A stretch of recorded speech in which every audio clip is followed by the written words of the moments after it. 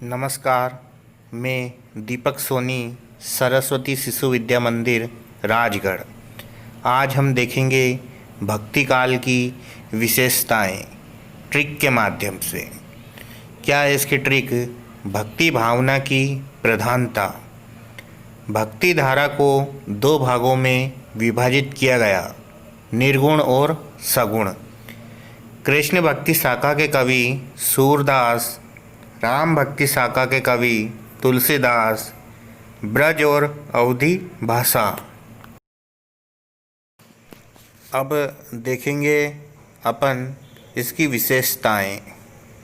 पहली विशेषता है भक्ति काल में भक्ति भावना की प्रधानता रही। दूसरी विशेषताएं हैं भक्ति काल में भक्ति धारा को दो भागों में विभाजित किया गया, निर्गुण भक्ति धारा, सगुण भक्ति धारा।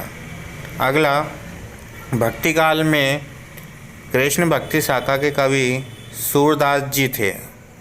अगला, भक्ति काल में राम भक्ति शाखा के कवि तुलसीदास जी थे। अगला, भक्ति काल में ब्रज और अवधी भाषा प्रयोग में लाई गई।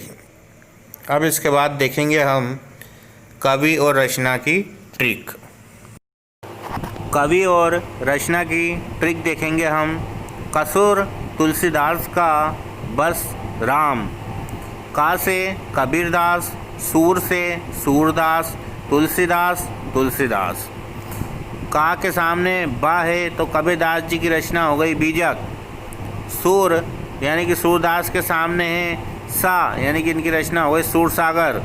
तुलसीदास इनके सामने है राम, यानी कि इनकी रचना हो गई रामचरितमानस।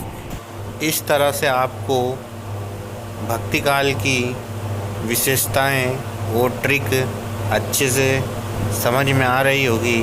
धन्यवाद।